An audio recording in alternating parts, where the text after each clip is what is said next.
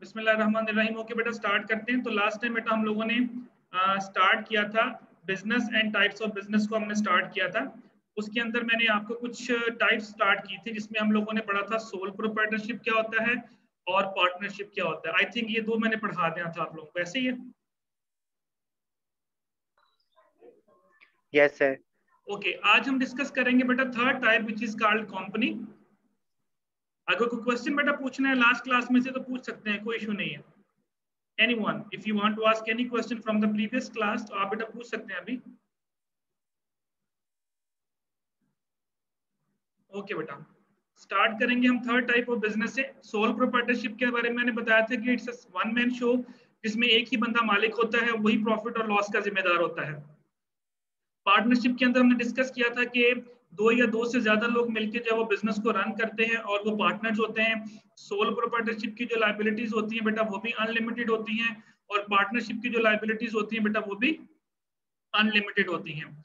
Third मैंने बताया था कंपनी। कंपनी के बारे में बेटा मैंने आपको ये जो हम डिस्कस करेंगे वो ये होगा, company is an artificial person created by law. ये एक आर्टिफिशियल पर्सन होता है क्रिएटेड बाय लॉ। कंपनी को बेटा हम ऐसे ही ट्रीट करते हैं जैसे कि ह्यूमन बींग्स को ट्रीट करते हैं। फॉर एग्जांपल आप कहते हैं पेप्सी कंपनी, आप कहते हैं कोक कंपनी, आप कहते हैं नेस्ले कंपनी। इसको हम ऐसे ही ट्रीट करेंगे जैसे एक ह्यूमन बींग्स को ट्रीट करते हैं। क्वेश्चन इज दैट व्हाई इसको हम एज अ ह्यूमन बींग्स क्यों ट्रीट करते हैं। उसकी बेटा रीजन ये होती है कि कंपनी के अंदर जो मैनेजमेंट होती है वो सेपरेट होती है, और जो ओनरशिप होती है वो सेपरेट होती है। What does mean by management and what does mean by ownership? देखें, सोल प्रोप्राइटरशिप के अंदर मैंने आपको ये बताया था कि वही बंदा मालिक होता है, और वही बंदा बेटा जो है वही बिजनेस को रन कर रहा होता है, वही मैनेजर होता है। फॉर एग्जांपल अगर मैंने कोई मेडिकल स्टोर बनाया है तो मैं उसी मेडिकल स्टोर का मालिक भी हूँ और उसी मेडिकल स्टोर का मैं मैनेजर भी हूँ। पार्टनरशिप के अंदर वही लोग पार्टनर्स होते हैं जो बिजनेस को रन कर रहे होते हैं, और वही लोग मैनेजमेंट होते हैं, वही लोग मैनेजर्स भी होते हैं। लेकिन कंपनी में ऐसा नहीं होता। कंपनी के अंदर जो मैनेजमेंट होती है वो सेपरेट होती है, और जो ओनरशिप होती है वो सेपरेट होती है। अब ओनरशिप कहां से आती है? एक वर्ड मैं यूज करूंगा यहाँ पे, शेयर का। कंपनी जो है वो मार्केट में शेयर्स ऑफर करती है, और जो पर्सन उस शेयर को खरीदेगा वो कंपनी का शेयर होल्डर्स कहलाएगा, और जो कंपनी के शेयर होल्डर्स होते हैं बेटा वो कंपनी के ओनर्स कहलाते हैं। अब क्वेश्चन इज दैट कि शेयर क्या होता है। अब थोड़ा सा मैं इसके बारे में आपको बता देता हूँ कि ये शेयर क्या होता है। ओके, मैंने यहाँ पे एक वर्ड लिखा सिक्योरिटी। पहले मैं आपको थोड़ा सा सिक्योरिटी के बारे में एक्सप्लेन कर दूं, देन फिर मैं आपको इसके ऊपर वापस आऊंगा शेयर के ऊपर और शेयर होल्डर के ऊपर। सिक्योरिटी क्या होती है? फॉर एग्जांपल बेटा आप एक किसी बैंक से लोन लेने जाते हैं, आप बैंक से कहते हैं कि मुझे 10 लाख रुपए का लोन चाहिए, तो क्या बेटा बैंक आपको 10 लाख रुपए का लोन दे देगा? आप बैंक के पास गए, मुझे 10 लाख का लोन चाहिए, तो बैंक 10 लाख का लोन दे देगा आपको? नहीं देगा। क्या कहेगा वो आपसे? पहले कुछ सिक्योरिटी दो या रखवाओ वो कुछ। आपसे बेटा कोई ना कोई सिक्योरिटी मांगेगा, यानी कोई चीज प्लेज करवाएं। वो मैं पॉसिबल आपसे कह सकता है जी अपनी गाड़ी प्लेज करवाएं, अपना घर प्लेज करवाएं, या कोई प्रॉपर्टी प्लेज करवाएं। तो जब आप प्लेज करवाएंगे उसके बाद जो है वो आपको लोन ऑफर करेगा। मतलब अगर हम बैंक के पास जाते हैं तो बैंक का ये प्रोसीजर होता है कि वो आपसे कोई ना कोई सिक्योरिटी मांगता है। और वो सिक्योरिटी किस फॉर्म में हो सकती है? मैंने बोला कि आपसे कोई प्रॉपर्टी मांगी जा सकती है, आपसे कोई घर मांगा जा सकता है, कोई भी चीज प्लेज करवाने को कहेगा। अच्छा, इसी तरह बेटा एक कंपनी है, वो मार्केट में आती है लोगों के पास और वो कहती है जी कि मुझे पैसे चाहिए, मुझे पैसे दें। तो क्या आप कंपनी को पैसे दे देंगे? नहीं देंगे बेटा हम उनको पैसे। उसकी वजह क्या होगी? हम कंपनी से सिक्योरिटी मांगेंगे। अब बेटा कंपनी जो है वो आप अपने एसेट्स तो नहीं आपको देगी, ना ही वो आपको अपनी प्रॉपर्टी देगी। कंपनी क्या करेगी? कंपनी सिक्योरिटी के तौर पे पेपर इशू करेगी। उस पेपर का नाम शेयर भी हो सकता है, उस पेपर का नाम बॉन्ड भी हो सकता है, उस पेपर का नाम commercial paper, bank acceptance. Hundreds of papers are available in the market with different names. और हर पेपर का मकसद क्या होता है? पैसा इकट्ठा करना। यानी फॉर एग्जांपल कंपनी ने एक पेपर इशू किया, उसकी कीमत है 100 रुपया। हम कंपनी को 100 रुपया देंगे, वो पेपर ले लेंगे सिक्योरिटी के तौर पर, उस पर कंपनी की स्टैंप लगी होगी। उसको खरीदने का हमें क्या फायदा होगा? कंपनी उसके ऊपर हमें इंटरेस्ट देगी। फॉर एग्जांपल अगर मैंने 100 रुपए का पेपर खरीदा, उसके ऊपर 10% इंटरेस्ट मुझे मिलेगा। तो जब तक वो पेपर मेरे पास रहेगा मुझे 10% मिलता रहेगा। जैसे ही वो पेपर की मुद्दत खत्म होगी, उसकी एक मुद्दत होगी साल, 2 साल, 3 साल, उसके बाद वो पेपर मैं कंपनी को वापस करके अपनी ओरिजिनल अमाउंट में कंपनी से वापस ले लूंगा। This is called security. तो कंपनी जो है वो सिक्योरिटी के तौर पे क्या इशू करेगी? पेपर्स इशू करेगी। अब हम लोग वो पेपर्स कैसे खरीदेंगे बेटा? हम लोग वो पेपर्स मार्केट से खरीदेंगे, जो आगे मैं आपको पढ़ाऊंगा फाइनेंशियल मार्केट्स की टाइप्स के अंदर की कौन कौन सी मार्केट्स होती है। अच्छा, अगर उस पेपर का नाम शेयर है और आपने वो पेपर खरीदा है तो बेटा you are called share holder. यानी जितने भी पेपर्स मार्केट में अवेलेबल हैं, जिस भी नाम से अवेलेबल है, उसमें सिर्फ एक पेपर, ओनली वन पेपर जिसका नाम शेयर है, वो जो भी बंदा खरीदेगा वो बंदा शेयर होल्डर कहलाएगा। और जो शेयर होल्डर होते हैं वो कंपनी के ऑनर्स हैं।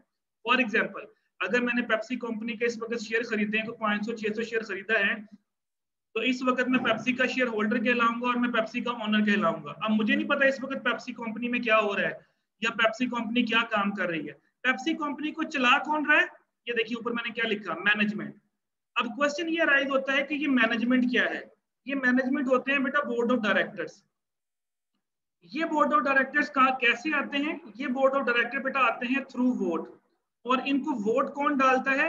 हर वो बंदा जिसके पास शेयर होगा वो बंदा वोट डाल सकता है।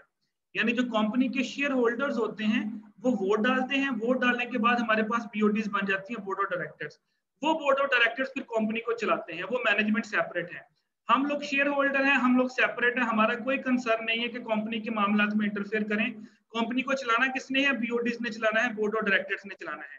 और वो उनका मकसद क्या है कि वो कंपनी को इतनी अच्छी तरह से चलाएंगे कि कंपनी को जितना ज्यादा प्रॉफिट होगा वो प्रॉफिट हमें मिलेगा। कैसे?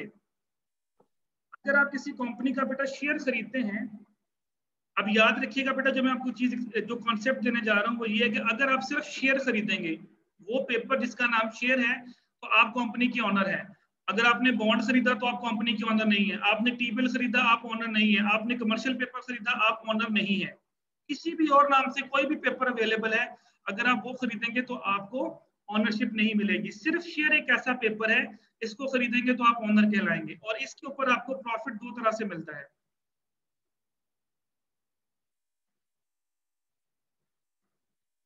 Dividend plus capital gain. जितने भी पेपर्स के नाम बोले मैंने, किसी भी नाम से पेपर हो, उनके ऊपर आपको फिक्स इंटरेस्ट मिलता है। यानी आप बॉन्ड्स खरीदेंगे, इंटरेस्ट मिलेगा। बेटा बॉन्ड्स का मैं वर्ड यूज कर रहा हूँ, bonds doesn't mean that price bonds. जो बॉन्ड्स मैं यूज कर रहा हूँ ये भी एक पेपर है जिसपे कंपनी की स्टैंप लगी होगी और उसके ऊपर कोई फिक्स परसेंटेज आपको इंटरेस्ट की मिलेगी। मैं प्राइस बॉन्ड्स की बात नहीं कर रहा। प्राइस बॉन्ड करेंसी होते हैं। आपने कमर्शियल पेपर खरीदा, उसके ऊपर इंटरेस्ट मिलेगा। आपने किसी और नाम से पेपर खरीदा, उसके ऊपर इंटरेस्ट मिलेगा। लेकिन अगर आपने उस कंपनी का शेयर खरीदा, फिर आपको इंटरेस्ट नहीं मिलेगा। फिर आपको क्या मिलेगा? ये देखिए मैंने क्या लिखा, आपको फिर दो चीजें मिलेंगी। एक आपको मिलेगा डिविडेंड और एक आपको मिलेगा capital gain. Now the question is that what is dividend and what is capital gain? Dividend क्या होता है बेटा? डिविडेंड बेसिकली होता है part of profit. For example एक कंपनी है, उसको 5 लाख रुपए का प्रॉफिट हुआ। इसको जरा अंडरस्टैंड कीजिएगा जो मैं बताने लगा हूं। और मार्केट में इस वक्त जो पेपर है वो 1 लाख पेपर है, यानी 1 लाख शेयर्स मार्केट में फ्लोट कर रहा है। किसी के पास 1000 शेयर है, किसी के पास 500 शेयर है, किसी के पास 2 शेयर है, किसी के पास 10 शेयर है। टोटल 1 लाख शेयर जो है वो मार्केट में फ्लक्चुएट कर रहा है, मूव कर रहा है। तो क्या होता है कि जितना प्रॉफिट होता है उसको तकसीम किया जाता है जितने मार्केट में शेयर अवेलेबल होते हैं। तो पर शेयर आपके पास ये आंसर आ गया 5 रुपीज पर शेयर। इसका मतलब है कि 5 लाख रुपया डिस्ट्रीब्यूट होगा शेयर होल्डर्स के दरमियान 5 रुपीज पर शेयर के हिसाब से। अब फॉर एग्जांपल मेरे पास 10 शेयर्स हैं, तो मुझे डिविडेंड कितना मिलेगा? 10 मल्टीप्लाई बाय 5, तो मेरे पास 50 रुपीज डिविडेंड के आ जाएंगे। एक और पर्सन उसके पास 1000 शेयर है, 1000 मल्टीप्लाई बाय 5 उनको 5000 डिविडेंड का मिल जाएगा, एंड सो ऑन। ये जो पर शेयर डिविडेंड है ये चेंज होता रहता है। जितना ये प्रॉफिट ज्यादा होगा उतना ये डिविडेंड इंक्रीज करता जाएगा। फॉर एग्जांपल अगले साल मुझे फॉर एग्जांपल मैं कहता हूँ 10 लाख रुपया प्रॉफिट हो गया, तो ये जो डिविडेंड है ये 10 रुपीज पर शेयर हो जाएगा। अगले साल मुझे 10 रुपए डिविडेंड के मिल जाएंगे। तो अगर आपने कंपनी का शेयर खरीदा हुआ है तो आपके दरमियान प्रॉफिट डिस्ट्रीब्यूशन होगी। ये प्रॉफिट बढ़ भी सकता है, ये प्रॉफिट कम भी हो सकता है, लेकिन बाकी जितने भी पेपर्स हैं मैंने बोला उसके ऊपर आपको फिक्स इंटरेस्ट मिलता है। अच्छा, एक तो आपको ये मिलेगा डिविडेंड। डिविडेंड मैंने क्या बोला? Part of profit distributed among the share holders. Profit का वो हिस्सा जो शेयर होल्डर्स के दरमियान हम तकसीम करेंगे उसको हम डिविडेंड बोलते हैं। यहां तक बेटा कोई प्रॉब्लम? No sir. किसी बात की समझ ना आए, मैं कुछ तो तेज सर बात बोल जाऊं तो बेटा आप मुझे रोक के पूछ सकते हैं, कोई इशू नहीं है। अगर किसी पॉइंट की क्लियर ना हो बेटा आप मुझे वहीं पर रोक सकते हैं कि सर इसको दोबारा बताएं, मैं एक्सप्लेन कर दूंगा आप लोगों को, ठीक है? ओके, कैपिटल बेटा गेन क्या होता है? कैपिटल गेन का मतलब होता है इंक्रीज इन द प्राइस।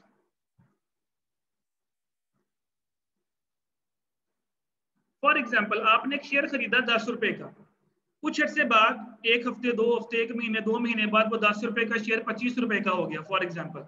तो आपने 10 का खरीदा था, 25 का आपने सेल कर दिया, तो 15 रुपए एक्स्ट्रा आपको जो मिले that is called capital gain. कम भी हो सकता है, लाजमी नहीं कि शेयर की प्राइस हमेशा बढ़ेगी, शेयर की प्राइस कम भी हो सकती है, उसको हम कैपिटल लॉस बोलेंगे। लेकिन क्योंकि हम रिटर्न की बात कर रहे हैं, सो दैट्स व्हाई रिटर्न के अंदर हम इसको क्या लिखेंगे, कैपिटल गेन के तौर पे लिखेंगे। तो अगर आप किसी कंपनी का शेयर खरीदोगे तो शेयर आपको बेटा दो तरह से प्रॉफिट देगा, एक डिविडेंड की सूरत में और एक कैपिटल गेन की सूरत में।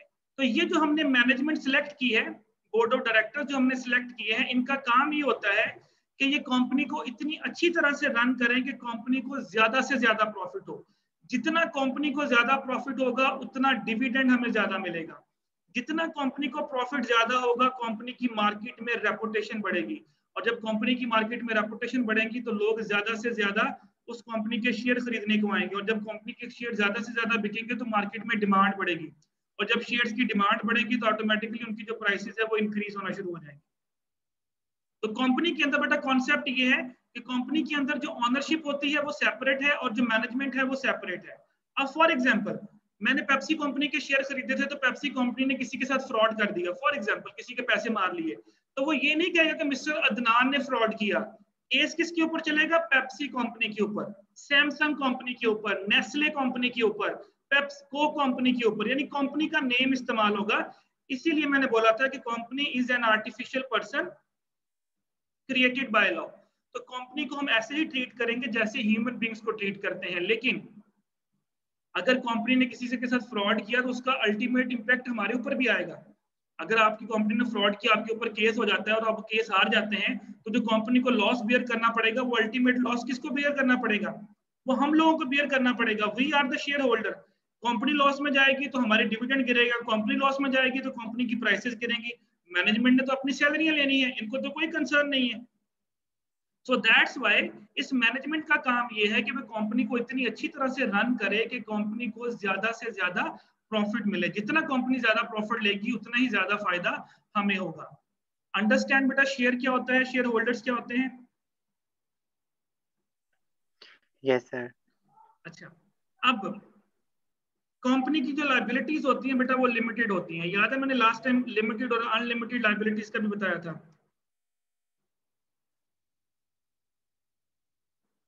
अनलिमिटेड लायबिलिटीज का मतलब था कि personal properties of the owner is also responsible for the payment, यानी ओनर की जो पर्सनल प्रॉपर्टीज हैं उसको सेल कर दिया जाएगा।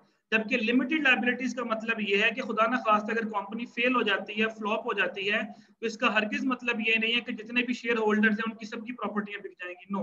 अब मैंने आज पेप्सी कंपनी के शेयर खरीदे, 10 दिन के बाद पेप्सी कंपनी डूब जाती है, मैंने कोई 500 रुपए के शेयर खरीदे थे, तो उस 500 रुपए के बदले में अपनी प्रॉपर्टी तो नहीं बेचूंगा कि मेरा घर बिक जाएगा, मेरी गाड़ी बिक जाएगी। नो, मुझे क्या लॉस होगा? ज्यादा से ज्यादा जो मैंने पेप्सी कंपनी के शेयर्स में पैसा लगाया था मेरा वो डूब जाएगा। इसी वजह से company has a limited liability. इसका मतलब है कि कंपनी के जितने भी ऑनर्स हैं, जितने भी शेयर होल्डर्स हैं, उनकी पर्सनल प्रॉपर्टी को सेल आउट नहीं किया जाएगा, सिर्फ कंपनी के एसेट्स को बेचा जाएगा जो कंपनी के पर्सनल एसेट्स हैं। जिसको पैसे मिल गए, जिसको पैसे नहीं मिले, company is not responsible for the payment. इसीलिए जब भी आपने किसी कंपनी के साथ काम करना है तो ये बात ध्यान में रखिएगा कि अगर वो कंपनी फ्रॉड कर देती है, या वो कंपनी भाग जाती है, या वो कंपनी डूब जाती है, तो आपके पैसे आपको वापस नहीं मिलेंगे। अक्सर आप टीवी पे ऐड वगैरह देखें, ड्रामा वगैरह देखें, तो लिखा आता है ना Pepsi Cola private limited, Nestle private limited, फ्लांट कंपनी, जिसके एंड पे लिमिटेड का वर्ड लिखा होगा ना, उसका मतलब बेटा वो बिजनेस एक कंपनी है, यानी उसकी लायबिलिटीज जो है वो लिमिटेड लायबिलिटीज है। तो जब भी किसी बिजनेस के एंड पे लिमिटेड का वर्ड आए तो अंडरस्टूड होगा कि वो कंपनी के तौर पे काम कर रही है। ये था बेटा हमारा थर्ड बिजनेस जिसका नाम है कंपनी, जिसके अंदर मैनेजमेंट सेपरेट होती है और ओनरशिप सेपरेट होती है। जी बेटा, यहाँ तक कोई प्रॉब्लम? एनीवन, एनी कंफ्यूजन बेटा? No sir. क्लियर है? Yes sir. ओके, आगे हम डिस्कस करेंगे, इसी को मैं अभी कंटिन्यू कर रहा हूँ। गोल ऑफ अ कंपनी, कि किसी भी कंपनी का बेटा गोल क्या होता है। चलें, गोल ऑफ बिजनेस क्या लें? अगर आपको बिजनेस स्टार्ट करते हैं तो किस मकसद के लिए बिजनेस स्टार्ट करते हैं? आप कोई भी बिजनेस कारोबार शुरू करते हैं, मकसद क्या होता है कारोबार शुरू करने का? प्रॉफिट गेन प्रॉफिट के कर। लिए सर। सिंपल बेटा, प्रॉफिट अर्निंग ही होता है ना, yes sir. Profit maximisation. Yes sir. नहीं, आपकी कोशिश होती है कि हर साल हमें ज्यादा से ज्यादा प्रॉफिट हो। इसी तरह बेटा कोई भी कंपनी, जो भी हमने पढ़ा है, इसका भी यही गोल होता है। मेन गोल ये होता है कि हमने प्रॉफिट को ज्यादा से ज्यादा मैक्सिमाइज करना है। और आपको मैंने अभी बताया कि अगर कंपनी का प्रॉफिट मैक्सिमाइज होगा तो इसका मतलब क्या है?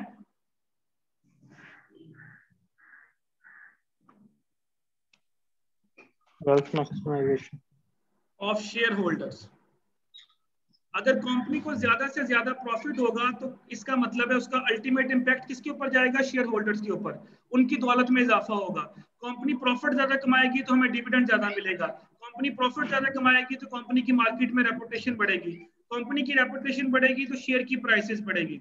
तो कोई भी बेटा कंपनी, इसका मेन गोल क्या होता है? प्रॉफिट मैक्सिमाइजेशन, या बेटा मैंने बोला वेल्थ मैक्सिमाइजेशन। तो wealth maximization is the main goal of a company.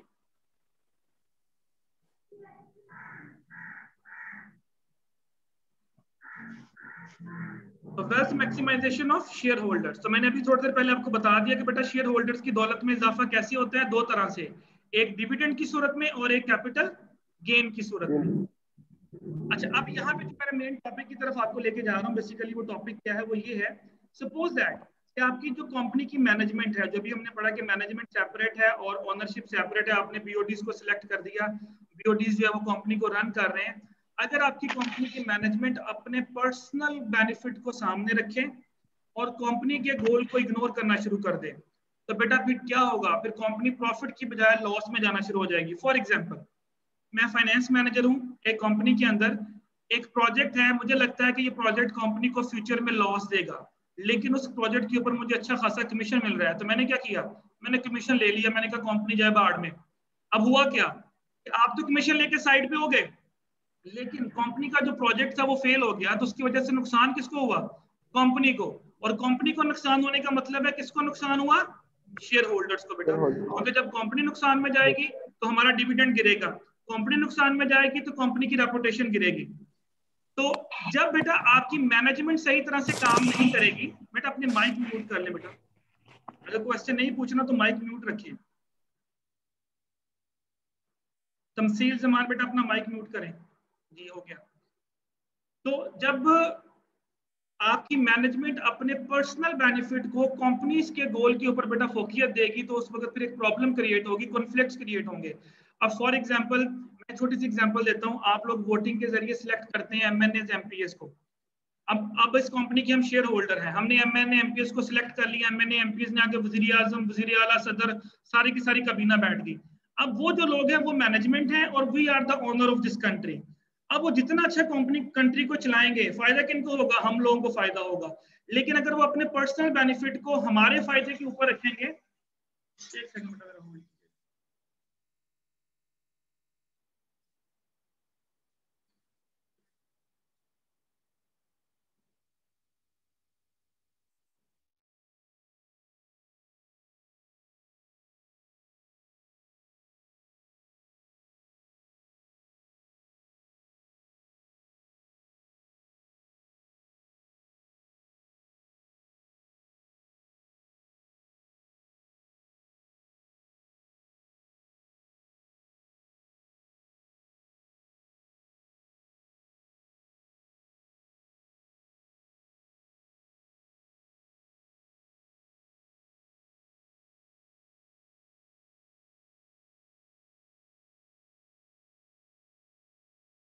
Sir mic बंद है आपका।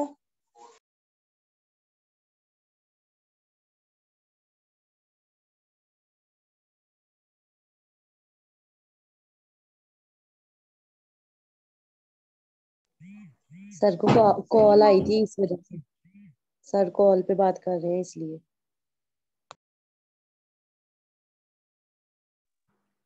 ओके बेटा, आवाज आ रही मेरी अब? Yes sir. ओके सॉरी, मैंने माइक बेटा मेरा ख्याल म्यूट रखा हुआ था, मैं बोल रहा था। अच्छा चले, तो मैंने बोला बेटा जब आपकी मैनेजमेंट सही तरह से काम नहीं करेगी, यानी वो अपने पर्सनल बेनिफिट को फोकियत देगी किसके ऊपर, अब कंपनी के गोल के ऊपर। यानी मैंने अपने बेनिफिट को सामने रखा, मैंने कंपनी के गोल को इग्नोर कर दिया, मैंने रिश्वत ली, मैंने प्रोजेक्ट शुरू करवा दिया, प्रोजेक्ट फेल हो गया।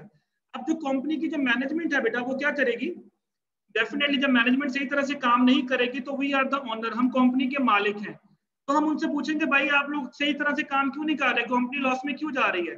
तो बेटा कॉन्फ्लिक्ट्स क्रिएट होंगे फिर किसके दरमियान, between management and share holders.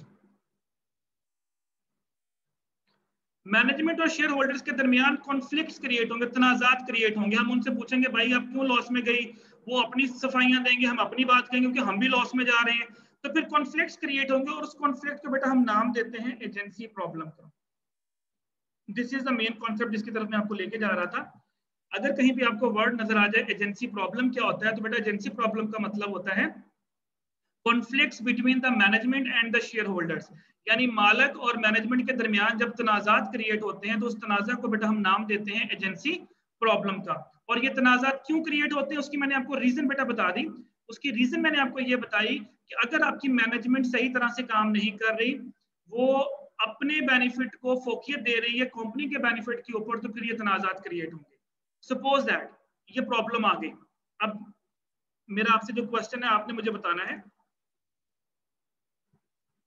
ये प्रॉब्लम क्रिएट हो गई, आप मालिक हैं, आप शेयर होल्डर्स हैं और आपकी जो मैनेजमेंट है वो सही तरह से काम नहीं कर रही। आपने मालिक बन के सोचना है, आपने अपनी मैनेजमेंट को ठीक करना है। अच्छे से अच्छा क्या तरीका अप्लाई कर सकते हैं और बुरे से बुरा क्या तरीका अप्लाई कर सकते हैं ठीक करने के लिए, बताएं। मालिक बन के सोचे, you are the owner, you are the share holder, आपकी जो मैनेजमेंट है वो सही काम नहीं कर रही, वो गलत डिसीजन ले रही है, अब आपने उसको ठीक करना है। क्या अच्छे से अच्छा तरीका लगाया जा सकता है, क्या बुरे से बुरा तरीका अप्लाई किया जा सकता है उनको ठीक करने के लिए? सर सबसे पहला तरीका तो ये होगा कि जो मैनेजमेंट होगी उसके ऊपर कंसंट्रेशन करनी पड़ेगी ओनर को। किस तरह कंसंट्रेट करेंगे, चलिए मैं इसको कह देता हूँ कि जी आप उसको मॉनिटर करें। चलिए मैं इसको इस तरह से कह देता हूँ कि उसकी मॉनिटरिंग करें कि जो लोग सही तरह से काम नहीं कर रहे उनको पूछेंगे कि आप सही तरह से काम नहीं कर रहे। देखिए अगर मेरे ऊपर कोई मॉनिटरिंग ना करे, फॉर एग्जांपल, तो मेरा दिल करे मैं आपकी क्लास लूं, मेरा दिल करे मैं आपकी क्लास ना लूं, लेकिन अगर मुझे पता हो कि मुझे मॉनिटर किया जा रहा है तो मैं पॉसिबल मैं काम सही तरह से करना शुरू कर दूं। चलें, एक तो अगर मॉनिटरिंग, और अच्छे से अच्छा बेटा मालिक बन के सोचे ना, यू आर द ओनर, आपने अपनी मैनेजमेंट ठीक करनी है, तो अच्छे से अच्छा तरीका बुरे से बुरा तरीका दोनों अप्लाई करें। तो सर एक उनको बंदा आपको पैकेजेस अच्छे नुकसान दें। पहुंचा रहा है, जी बोले बेटा, जो भी आपके माइंड में आता है बोले, पार्टिसिपेट किया करें बेटा। सर मैनेजमेंट को अच्छे पैकेज दे के, अच्छी सैलरी दे के भी कुछ सर मैनेजमेंट को चेंज भी कर सकते, sir board of director change कर दें, उनको इंसेंटिव्स दे, उनको लालच दे, उन्हें बोलेंगे जी अगर आप अच्छा परफॉर्म करेंगे तो हम आपको ज्यादा बोनसेस देंगे, हम आपको इंसेंटिव्स देंगे। ओके, इन्होंने बोला चेंज कर दें, चले मैं ये भी लिख देता हूँ, फायर फ्रॉम जॉब, आप उनको जॉब से भी निकाल सकते हैं, ठीक है। ओके, और अगर वो सही काम नहीं कर रहे तो आप उनको जॉब से निकाल दें। और बेटा क्या यूज किया जा सकता है, इंसेंटिव्स भी मैंने दे दिया, उनको लालच दें कि भाई अगर आप अच्छा परफॉर्म करेंगे तो हम आपको ये बोनसेस देंगे, तो मे भी लोग ठीक हो जाए। सर ये भी कह सकते हैं कि उनकी पे जो है वो लेस कर देंगे, रिड्यूस कर देंगे अगर उन्होंने अच्छा काम ना किया तो। चलें उसको लिए मैं आपको बोल देता हूँ वार्निंग्स, चलें ऐसे कर लेते हैं, आप उनको वार्निंग्स दें। इस तरह वार्निंग लेटर मिलता है ना कि भाई हम आपको मॉनिटर कर रहे हैं, आप सही तरह से काम नहीं कर रहे, लेकिन अगर आपने नेक्स्ट टाइम भी सही तरह से काम ना किया तो हम आपको जॉब से निकाल देंगे, तो मे पॉसिबल कुछ लोग डर के ठीक हो जाए। ट्रेनिंग एंड डेवलपमेंट बेटा, कुछ लोगों को बाज दफा काम नहीं करना आता,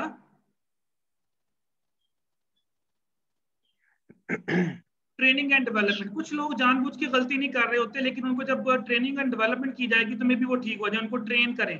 हो सकता है किसी को काम करने में प्रॉब्लम आ रही है, वो जानबूझ के गलती नहीं कर रहा लेकिन उससे काम करना नहीं आ रहा, तो फिर आप ऐसे बंदों को ट्रेन करें। अच्छा ये कैसी चीज है, अगर आप उनको शेयर्स ऑफर कर दें, इससे प्रॉब्लम खत्म कम होगी। आप अपनी मैनेजमेंट से कहें इस कंपनी के शेयर्स खरीदें, तो कैसे ये प्रॉब्लम कम हो जाएगी? सर पे वो ये शेयर भी तो हो सकता है कि उनके पास इतने इतने रिसोर्सेज ही ना हो कि मतलब वो अपनी मैनेजमेंट को सही तरह से चला सकें, ये भी तो हो सकता है। किनके पास रिसोर्सेज ना हो बेटा? मैनेजमेंट के पास, मतलब जिन जिन चीज जो चीजें उन्हें रिक्वायर है कंपनी के पास, वही मे भी ना हो बेटा वो फ्री प्रॉपर हैंड तरीके होते से। हैं, वो फ्री हैंड होते हैं, वो फ्री हैंड, यही तो उनका काम है कि रिसोर्सेज के अंदर अंदर उन्होंने अच्छी तरीके से उसको चलाना होता है। उनके पास फ्री हैंड होता है, वो हर तरह का शेयर डिसीजन ले ऑफर सकते हैं, वो करेंगे खुद तो उन्होंने वो हमसे पूछ इससे के अच्छा डिसीजन काम लेना है। करेंगे ना। हम ये कह रहे हैं कि वो जानबूझ के नुकसान पहुंचा रहे हैं। देखिए बेटा, जानबूझ के नुकसान पहुंचाना और रिसोर्सेज की वजह से नुकसान होना, ये दो अलग अलग चीजें हैं। जानबूझ जी के नुकसान का मतलब है कि मैं अपने पर्सनल बेनिफिट को सामने रख रहा हूं। अब फॉर एग्जांपल हमारे मिनिस्टर अगर रिश्वत लेते रहे और ऐसे प्रोजेक्ट शुरू कर दें जो कि मुल्क के मफाद में नहीं है, तो फिर क्या होगा? नुकसान तो अल्टीमेट हमें बियर करना पड़ेगा, टैक्स तो हमें देना पड़ेगा ना, चीजें तो हमें बियर करनी पड़ेंगी। वो तो अपना टर्नओवर पूरा जी करके चले जाएंगे, साइड पे हो जाएंगे, उनका क्या जाएगा? बात फॉलो कर रहे हैं मैं क्या सर कहना नेक्स्ट चाह रहा क्लास हूँ? का टाइम हो गया है। जो जाना चाह रहे हैं बेटा चले जाए, अभी 3-4-5 मिनट रहते हैं मेरी क्लास में, जिन्होंने क्विट करना है वो क्विट कर जाए, मैं ये टॉपिक कंप्लीट करके जाऊंगा। जिन लोगों की क्लास स्टार्ट हो रही है वो जाना चाहें तो वो सर जा सकते अटेंडेंस हैं। अटेंडेंस अपने सीआर को बता दें या जीआर को बता दें, वो ले लेती है। सीआर बेटा आप इनकी वो ले लें, स्क्रीनशॉट ले लें। ओके सर, वो अभी ले लेना। ओके CR जो है। तो बेटा जब आप उनको शेयर्स ऑफर करेंगे तो वो कंपनी के क्या बन जाएंगे? शेयर होल्डर्स बन जाएंगे। और जब वो कंपनी के शेयर होल्डर्स बन जाएंगे तो इसका मतलब क्या होगा? उनको पता होगा कि अगर कंपनी के शेयर की प्राइसेस गिरेंगी तो मेरे पास भी इसी कंपनी के शेयर्स हैं, तो मे पॉसिबल वो लोग जो है वो क्या हो जाए, थोड़ा ठीक हो जाए। तो अच्छा, मैंने यहाँ पे लिखा हाउ टू रिड्यूस इट, मैंने यहाँ पे ये वर्ड क्यों नहीं लिखा? हम इस प्रॉब्लम को खत्म क्यों नहीं कर सकते?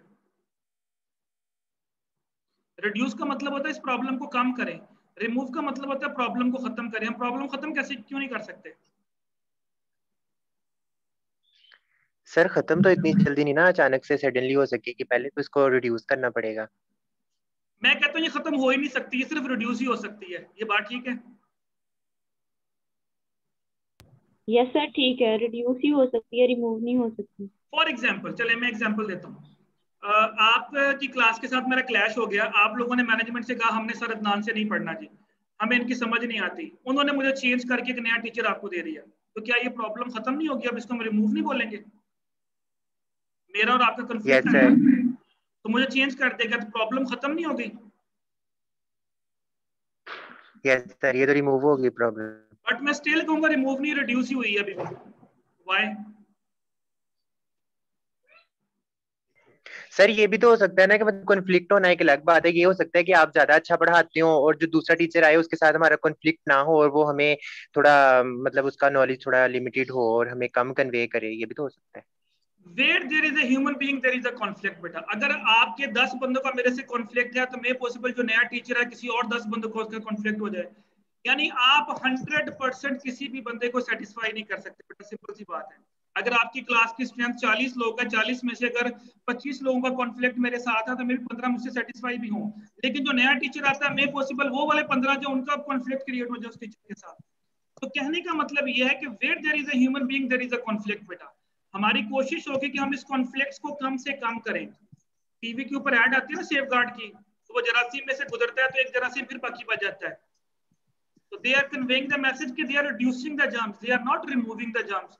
99.9% खुशकी का खात्मा। What does it mean? कि they are not 100% removing anything. तो where there is a human being there is a problem बेटा। तो जहां जहां पे प्रॉब्लम ये रहेगी, हाँ हमने कोशिश ये करनी है कि हमने कम से कम इस प्रॉब्लम को करने की कोशिश करनी है, और उसके लिए मैंने आपको मेथड बता दी जो आपके सामने लिखे हुए हैं। अगर मैं आपसे पूछूं लास्ट क्वेश्चन, इनमें से कौन सा मेथड सबसे अच्छा है बेटा प्रॉब्लम को रिड्यूस करने के लिए, तो आप किसको फेवर करोगे?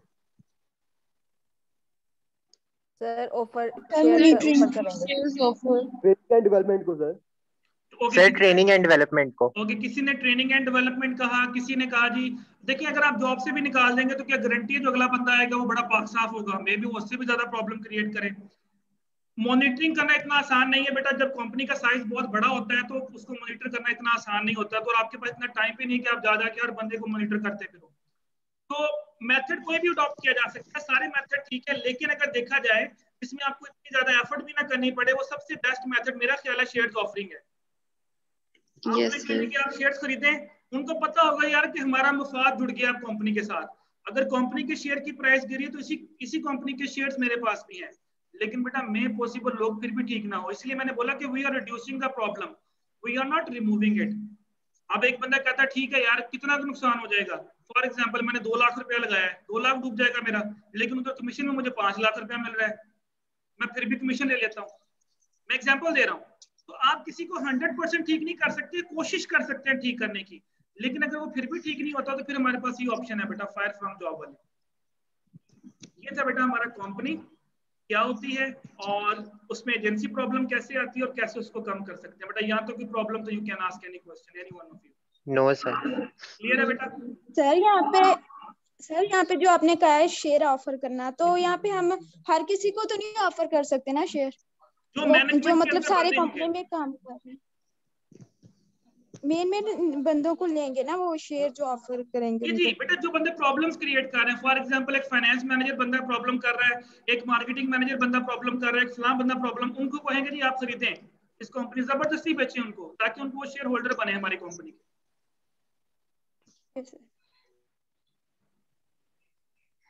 क्लियर है बेटा? Yes sir. सिर्फ इस मकसद के लिए कि वो प्रॉब्लम नेक्स्ट टाइम क्रिएट ना करें, उनको पता हो कि यार अगर मैं कंपनी को नुकसान पहुंचाऊंगा तो इसी कंपनी के शेयर्स मेरे पास है तो मुझे भी नुकसान पहुंचेगा, इस मकसद के लिए बेटा हम उसको शेयर्स देंगे। बेटा इंशाल्लाह फिर यहीं से स्टार्ट करेंगे नेक्स्ट क्लास। ओके बेटा, अल्लाह हाफिज। अल्लाह हाफिज।